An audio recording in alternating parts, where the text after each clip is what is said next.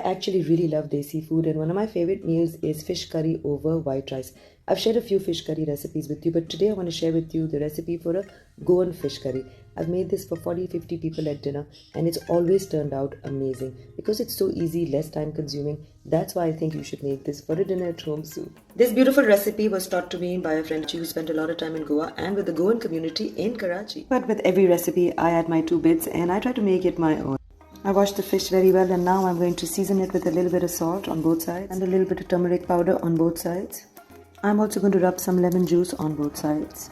I'm going to let that marinate for a little bit, and in the blender I'm going to add 1.5 onion and about 4 tomatoes, 2 green chilies, 1 teaspoon ginger, 1 teaspoon garlic, adding half a teaspoon each of salt, red chili powder, turmeric powder and garam masala powder, and 3/4 of a teaspoon of coriander and cumin powder. Adding about a tablespoon of mustard oil to help this emulsify. Let's blend this. And let's take a look at this. You may add water if you want to, but I'm not. And now I'm going to fry these marinated fish pieces in a beautiful wok like this. Add some oil. I've used 2 to 3 tablespoons of mustard oil, which I love for fish, and about 2 tablespoons of regular vegetable oil. And in hot oil, I'm going to fry these pieces of ragu. The reason we fry the fish right now is so that when you're cooking it with the curry, it doesn't flake. This is going to bind the fish so it doesn't break later. I'm just going to fry the fish till it turns a little light gold on each side. All this has to be done on high heat. You don't want to stew the fish so it releases the liquid removed from the wok. And now let's saute this masala that I had made and dilute that a little bit with water. I'm just going to add a little bit of oil. You may choose to add mustard or regular oil. I'm going to cook this till the oil rises, and this is going to take at least 10 to 12 minutes. Add a little bit of water and help this cook by covering it for a few minutes. While that's happening, I just want to tell you that you may use sole, bekti, red snapper and a few of the other fish available in the market.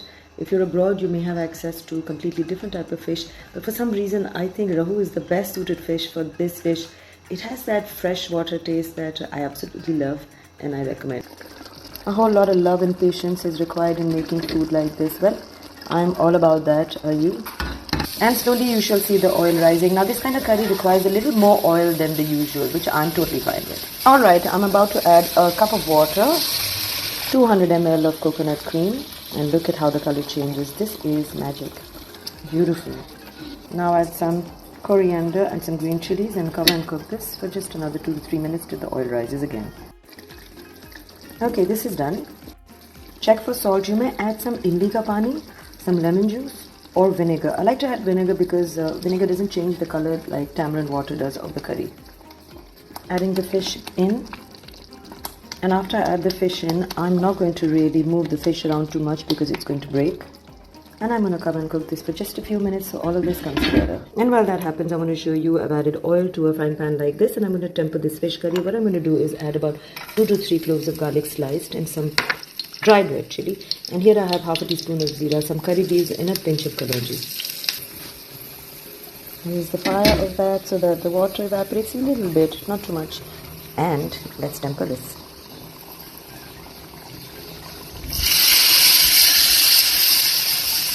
Now for me that is the most therapeutic sound ever. Turning off the fire. I'm just going to garnish that with a little bit of green chilies, and I have some coriander. Oh my god, this is really smelling good. I'm going to treat myself to this beautiful fish curry. It is one of my favorite fish curries and I made it very often. And it's time to try this. Okay, so this is what my plate looks like, and I'm just going to have a bite. It's a little less on salt, I have to admit. Many people in my house don't eat too much salt, but it is so good. Remember to fry the pieces of ragu before you add it. Otherwise, it's going to completely disintegrate. The mustard oil, oh my god. You can add imli instead of vinegar and the lemon that I added in the marinade. But this is fantastic. I love it. Okay everyone, I'm out of here. I have to finish this food, and I'm going to think of what else to make. So till then, stay tuned on Ifnatcancook, and please make this.